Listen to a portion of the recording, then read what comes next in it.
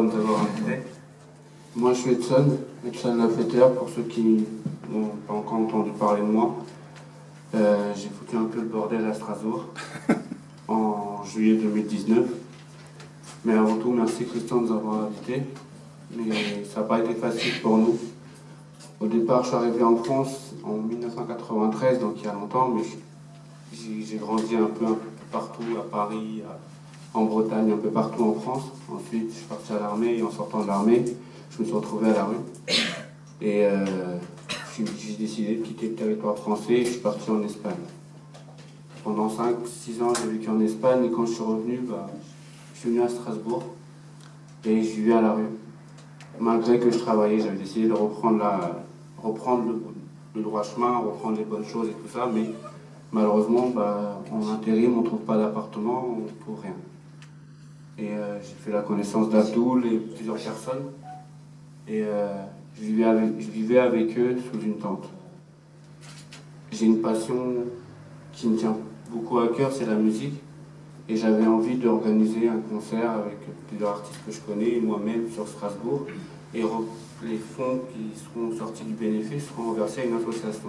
Nous, on n'était pas d'association, on ne connaissait aucune association, on voulait reverser ces fonds-là à une association, peu importe laquelle, du moment qu'ils proviennent en aide aux sans-abri. Et on a été mis à la porte de toutes les associations qu'on a été voir. J'ai tapé sur Google comment créer une association. Et j'ai décidé de créer une association, sauf que j'étais tout seul. Parce que la plupart de mes potes, ils n'ont pas les papiers, ils ne savent pas, ils sont déjà en train de faire leur combat pour avoir leurs papiers. Moi, j'ai la chance d'avoir les papiers. Donc, je ne pouvais pas vraiment créer d'association, donc je suis resté un collectif. 23 jours après, un ami à nous se suicide à 10 mètres de nous. Un jeune de 23 ans qui avait appelé une centaine de fois le 115, le numéro d'urgence que tout le monde connaît pour les sans-abri. Et malheureusement, il s'est suicidé parce qu'il avait juste envie de se reposer et personne ne lui a attendu, lui a ouvert la porte, ni rien du tout. Ce jour-là, j'ai organisé une manifestation et je leur ai dit venez à 5h cet après-midi à la gare. C'est comme ça que la retourne a commencé à se faire entendre. J'ai organisé une marche, on a bloqué les rames, les trams, on a bloqué parce qu'on avait marre de voir les gens mourir dans la rue, parce qu'à Strasbourg en 2019, il y a eu 29 morts, dont notre ami. Donc on a eu marre, j'ai fini en garde à vue, je suis sorti de garde à vue, et je me suis isolé pendant 2 mois. C'est-à-dire que je ne voulais pas qu'on parle de moi, nous, mais je ne me suis pas isolé pour rien, parce que par moments, je venais voir mes potes qui étaient restés dans le parc, et je partais voir Abdoul et les autres, et je leur ai fait une promesse.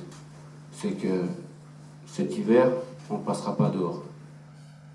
Le 23 juillet 2019, j'escalade les murs d'un bâtiment de 1850 mètres carrés. Je rentre par la fenêtre du grenier. Je rentre dedans, climatisation, électricité. Je m'étais renseigné un peu sur le bâtiment. Le bâtiment appartient à Eurométropole, donc à la ville de Strasbourg. Le 23, j'appelle les journalistes, je leur demande de venir. Et l'ouverture de l'hôtel de la rue se fait. Mes amis me font confiance, ils me rejoignent.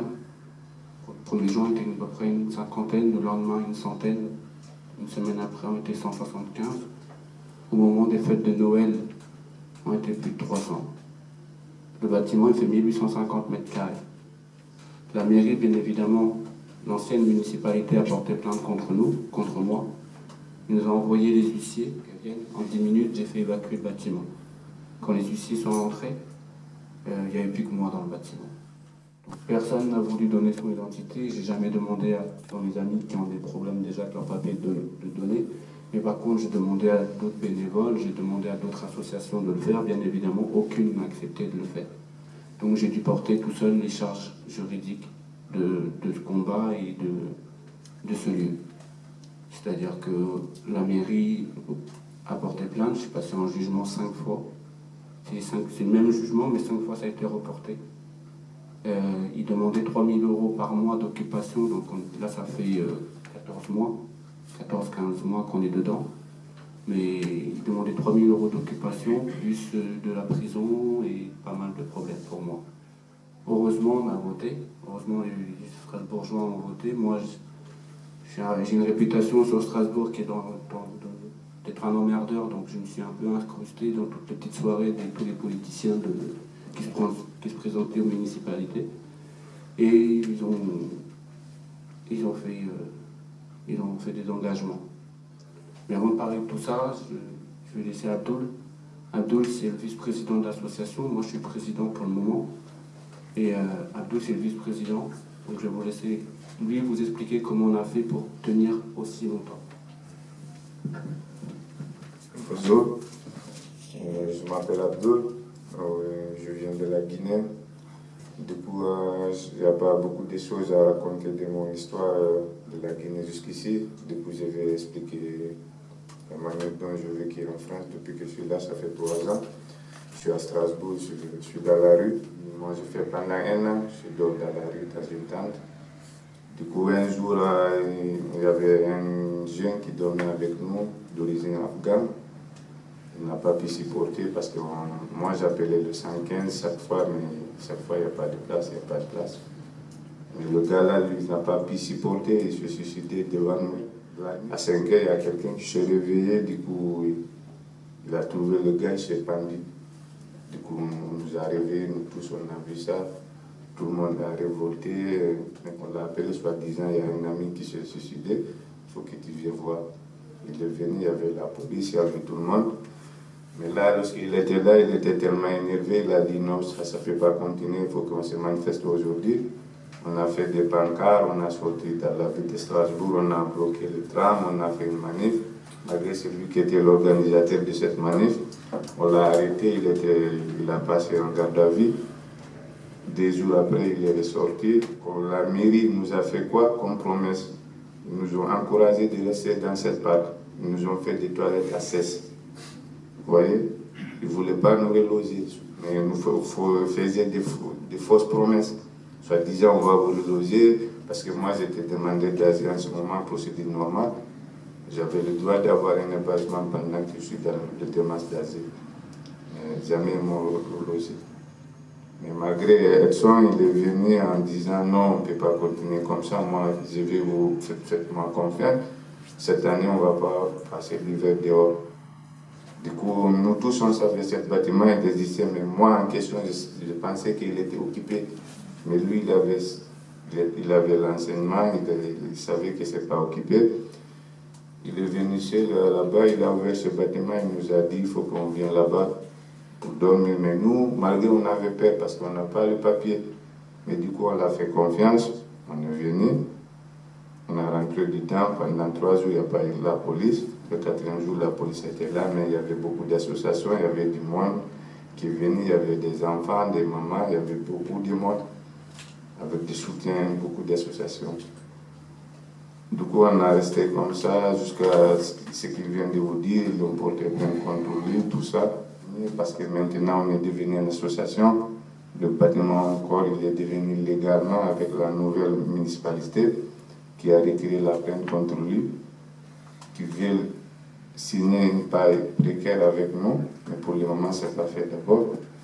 Mais on attend cette paille qui va peut-être faire d'ici le fin d'année. En ce moment, c'est pourquoi maintenant j'occupe le poste de vice-président de cette association qui s'appelle La Retourne. Qui passe, nous-mêmes, on a fait des règlements dans cet bâtiment, c'est pourquoi on ne veut pas dire qu'on squatte. Nous, on peut dire que ce n'est pas un squat. On n'a jamais squatté. On est là pour vivre. C'est un hôtel, du coup, c'est pour cela qu'on a donné ce nom, l'hôtel de la rue. C'est pour tous les gens qui se trouvent dans la rue. Une fois qu'ils viennent, il y a une place, c'est pour toi, c'est toi. Même il y a beaucoup de différents pays, qui, comme moi, je viens de l'Afrique, il y a des Africains, mais des pays différents. Il y a de l'Europe de l'Est, Brésiliens, comme ils viennent des anciens Brésiliens, il y a beaucoup d'ethnies là-bas, beaucoup de races différentes. On a pu mettre des règlements en place. Il y a beaucoup de choses qui sont interdites parce que dans une squat, chacun fait ce qu'il veut, mais chez nous, ce n'est pas ça. C'est noté, c'est nous-mêmes qui on a mis des règles en place, soit tu les respectes ou bien on te met dehors. Du coup, l'alcool c'est interdit, le sexisme c'est interdit, l'ethnocentrisme c'est interdit, tout le monde est égaux, on partage. Une fois, il y a quelqu'un ici, s'il y a un nouveau arrivant, il passe me voir, on va signer, il y a un règlement, tu vas accepter le règlement avant qu'on te donne une place. Chaque résident a une attestation d'hébergement qui prouve qu'il est hébergé par l'association. Tu reçois tes courriers là-bas.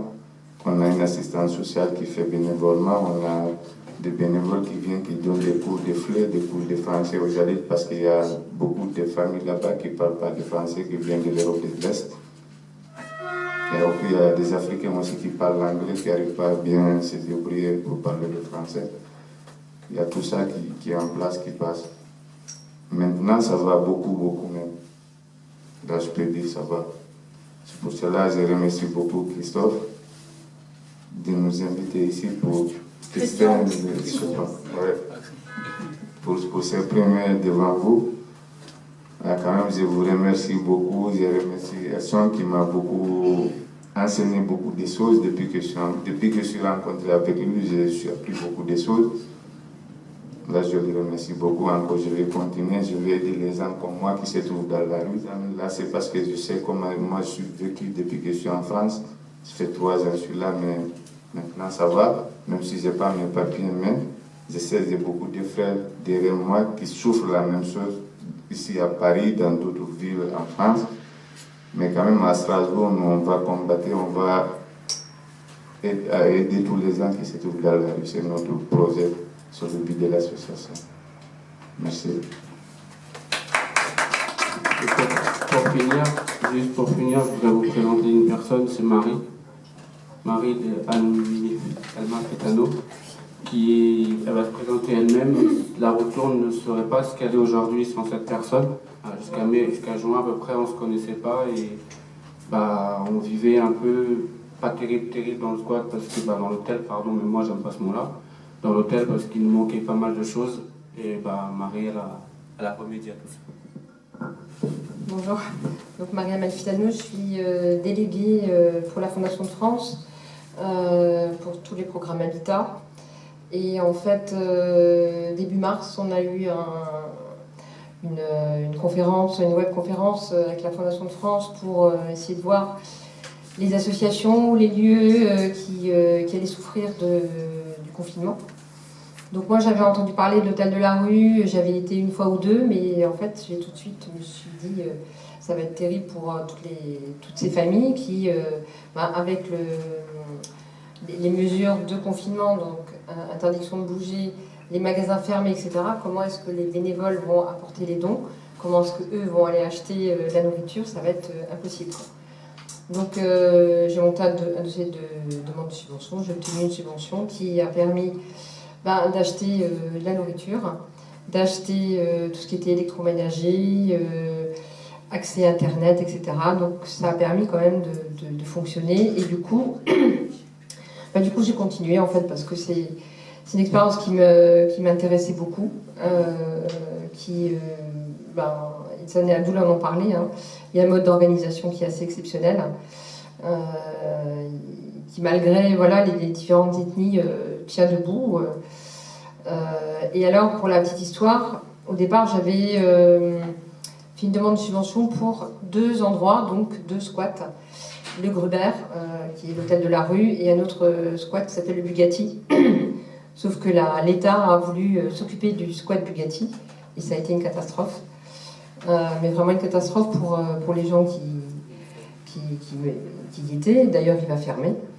Et voilà, donc on a aussi fait le pari ensemble que ça fonctionne. Moi, je suis très contente qu'on réussisse à sortir de l'impasse et que ça... pour l'instant, on est en bonne voie de signature. Et voilà, donc c'est ce qu'on appelle l'habitat intercalaire. Donc ouvrir un squat qui devienne un lieu de vie, essayer de légaliser tous les gens qui y sont, et puis après en ouvrir un autre et continuer. Ça se passe dans plein de pays, je ne vois pas pourquoi ça ne fonctionnerait pas en France. Voilà.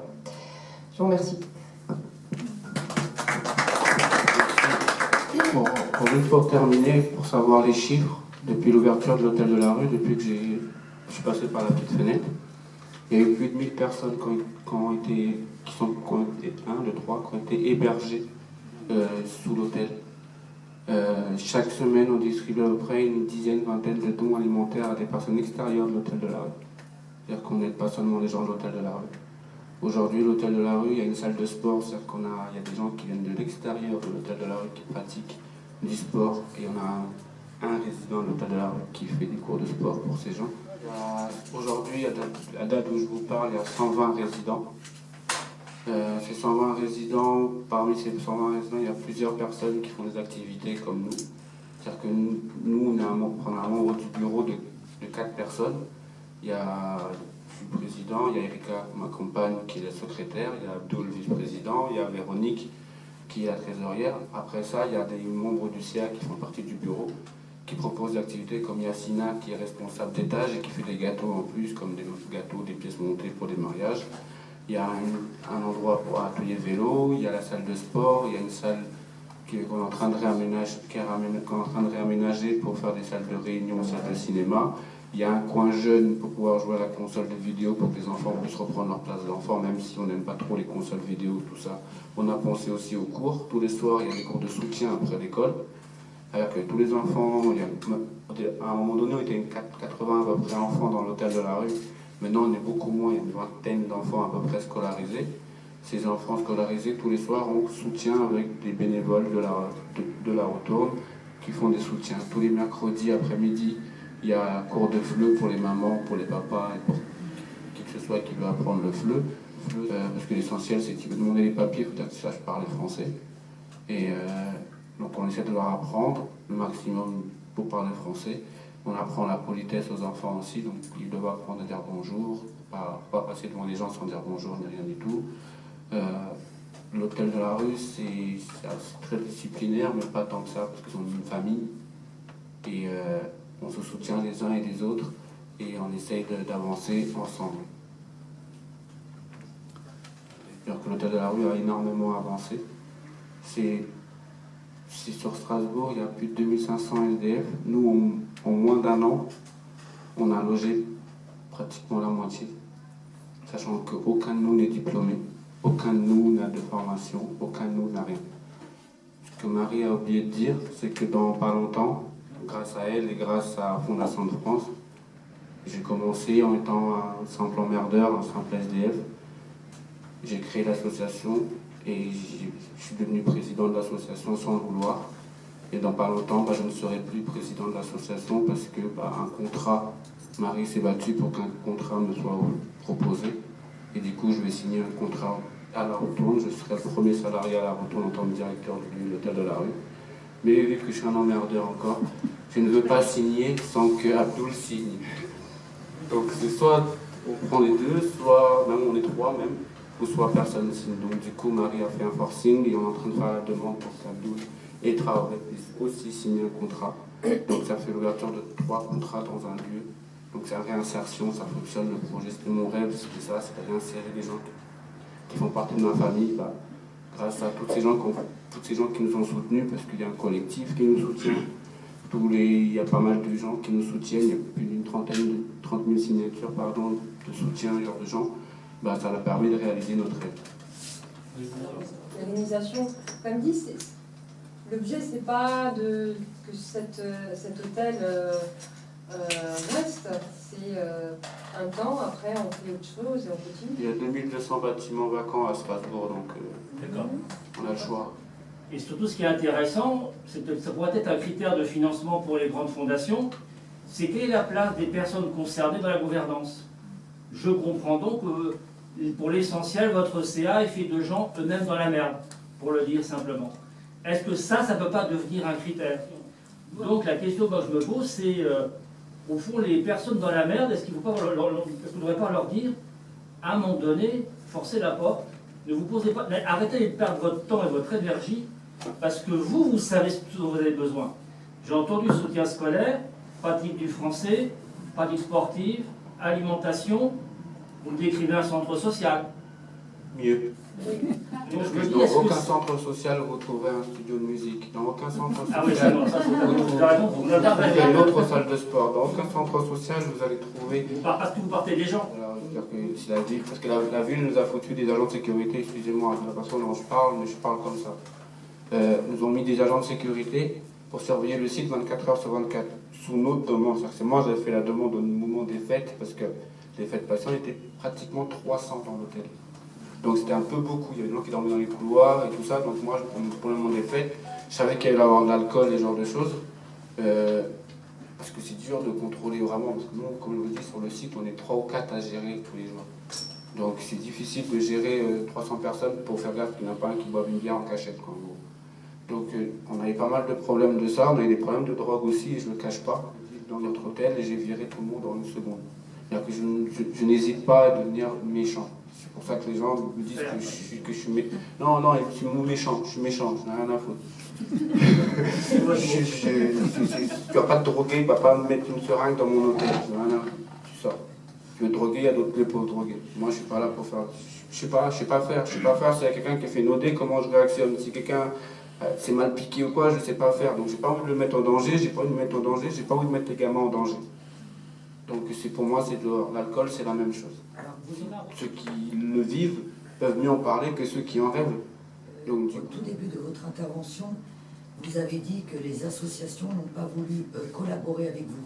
Attendez, quel était leur argument? Au départ, moi, je ne voulais pas ouvrir un squat, ni un lieu d'hébergement, ni rien du tout. Moi, je voulais juste organiser un événement pour faire venir des artistes, pour faire chanter les gens, des artistes de rue. Et d'ailleurs, je l'ai fait quelques temps après l'événement en question. Et il me disait, bah, pour organiser un événement comme ça dans notre structure, il faut que vous soyez une association. Sachant qu'eux-mêmes, sont des anciens squatteurs, premièrement, des anciens sans-abri. Deuxièmement. Et troisièmement, ce sont des gens qui sont censés revenir en aide aux sans-abri. Donc je leur proposais une soirée pour eux-mêmes, cadeau. Je fais venir des artistes et les fonds c'est pour vous. Et au lieu de me dire, bah ouais, c'est cool comme idée, c'est fait par des sans-abri pour un lieu qui est à la base des sans-abri, parce qu'eux ils ont signé une convention il y a longtemps. Et ils ont dit non. Oui, mais après, une fois, bon, ça d'accord, j'ai bien compris, mais une fois que la roue tourne, a existé. Pourquoi c'est quoi leur argument après? Parce que là, après, il y a l'assaut. Parce que vous êtes noir, c'est ça? Non, pas parce que je suis noir. Je suis une grande gueule. Je suis une grande gueule. Je parle à des élus. Je m'en fiche. Mais vous savez, là, je ne sais pas si vous écoutez l'actualité, mais vous savez que par rapport au squat, le gouvernement Macron, actuellement, est en train de prendre des décisions radicales. Genre, il n'y aura plus de squat. Facilement, pour répondre par rapport à ça, c'est qu'en fait, il y a des lois. Ça s'appelle les lois. Ce que le gouvernement est en train de faire, mais au-dessus du gouvernement français, il y a une loi qui s'appelle le droit de l'Europe. Européen. Strasbourg, c'est la capitale européenne, c'est pour ça que je me suis attaqué à Strasbourg. En disant, Strasbourg, c'est la capitale européenne, maintenant je vais ouvrir le plus grand squat à Strasbourg. Parce qu'il y a une loi qui dit comme quoi n'importe quelle personne qui arrive sur le territoire, en Europe, en France ou n'importe où, sur le territoire européen, a droit à un toit. En fait, c'est un droit. N'importe qui atterrit ici, aujourd'hui, a ce droit. Tout le monde a ce droit. Donc, vous ne comprenez pas qu'avec ce droit-là, malheureusement, il y a autant de gens qui sont dehors. Strasbourg, 2500 personnes à la rue. C'est quand même pas n'importe quoi. Aujourd'hui, la plupart sont logés, je suis d'accord avec vous, dans des hôtels qui sont pourris de chez pourris. Suite au coronavirus, mais c'est toujours mieux que rien, vous me direz. Certains, la plupart, sont oubliés parce qu'ils ont des animaux, parce que les animaux ne sont toujours pas acceptés dans les hôtels. Pourquoi? C'est bien, il faut au moins mettre des endroits pour eux. Comme mon pote, il est mort, je me suis isolé, je suis parti voir 2 fois la Ligue des affaires sociales, l'ancienne Ligue des affaires sociales, je suis parti la voir 2 fois en lui disant, madame, la première fois, donnez-moi un terrain, parce qu'il y a des terrains pour les gens du voyage, il y a des terrains pour les Roms, souvent c'est la même, je suis d'accord avec vous. Il y a des terrains pour eux, mais en fait, en France, il y a un truc qui n'y a pas, c'est un terrain pour les sans-abri. Aujourd'hui, on voit des sans-abri se mettre, on voit des ponts, on se voit mettre un peu partout, ça ne dérange personne. Mais un terrain où on met des toilettes, où on met une salle de bain, enfin, une douche, un point d'eau, il y a un point de cuisine, ça n'existe pas. Donc moi, ce que je demandais à la mairie de Strasbourg, c'est de mettre un terrain comme celui-là pour nous. La mairie m'a gentiment dit, va voir ailleurs si j'y suis. Quelques jours après, j'ai trouvé le bâtiment. Et je suis retourné sans rendez-vous, je suis arrivé à l'accueil, j'ai retourné voir la même personne, elle était là, elle m'a reçu, et je lui ai dit, voilà, la fois, on m'avait dit que j'avais pas de projet, j'avais rien, et que c'était pas intéressant. Voilà, maintenant j'ai un projet, c'est ça. Il faisait 3 pages en disant, voilà, c'est 91 route des Romains, je donnais l'adresse, je donnais tout, donnez-moi ce bâtiment. Et la dame, elle a rigolé, et elle m'a dit non. Et je lui ai dit, mais madame, je vous le demandais, mais vu que puisque vous rigolez, je vous le demande pas en fait, je vous dis juste, je vais le faire. Et elle m'a dit, bah faites-le. Ben, je suis parti, je l'ai fait. Ils nous ont jamais fait confiance et maintenant on parle mieux avec la nouvelle municipalité. Mais dès la première réunion avec la nouvelle municipalité, ça a été clair le discours avec eux, c'est qu'ils voulaient nous mettre un système de gérance du site par tri partiel, c'est-à-dire la Retourne, la mairie et une association du style la Croix-Rouge, Médecins du Monde ou je ne sais pas quelle, Emmaüs ou je sais pas quoi. Elles sont gentilles ces associations, mais pourquoi pas nous? Donc du coup j'ai refusé, j'ai dit non, il n'y aura jamais aucune signature de ma part de la Retourne avec une troisième personne qui n'a jamais foutu les pieds en un an à l'hôtel de la rue. Donc ça aurait été une association, parce qu'on en a plein d'associations qui nous soutiennent depuis le début, Unidon, Focus Nation International, il y en a plein d'associations. Ces associations-là sont toutes partenaires aujourd'hui avec nous. Mais il n'y en a aucune qui acceptera d'être gérante du site avec nous. Elles disent toutes, et elles l'ont dit clairement parce qu'on les a invitées à parler avec la mairie. Elles disent non, nous on est partenaires, mais le site doit être géré par la Retourne. Ils l'ont créé, ils en ont rêvé, ils ont montré qu'ils sont capables. Ça fait plus d'un an qu'on est dessus, ça fait plus d'un an que malheureusement ni lui ni moi on ne peut pas travailler. Alors que ça fait un an que moi je n'habite pas à l'hôtel de la rue, je n'ai jamais habité à l'hôtel de la rue parce que je ne l'ai pas fait pour moi. Et j'étais SDF, aujourd'hui j'ai un appartement que je ne peux pas payer mon loyer, mais bon je me débrouille. Mais ni lui ni moi on peut travailler parce qu'on est appelé 24 heures sur 24, n'importe quel jour de la semaine. C'est un lieu qui est ouvert 24 heures sur 24. N'importe qui peut venir pour demander un café chaud, un thé ou quoi que ce soit. Dans n'importe quel squat, vous ne verrez jamais ce que vous verrez chez nous. On a installé des machines à café comme il y a dans les trains, dans les gares, des choses. On a installé exactement la même chose qu'il y a dans un hôtel. On s'est basé sur un hôtel pour créer ce qu'on a fait. Il ne manquerait plus que le jacuzzi, on aura réussi. Alors peut-être juste pour terminer sur un truc positif, c'est quoi l'avenir? C'est-à-dire ce qui est en train de se négocier avec la ville? Là, très prochainement, on va signer la convention de bail précaire avec l'occupation temporaire.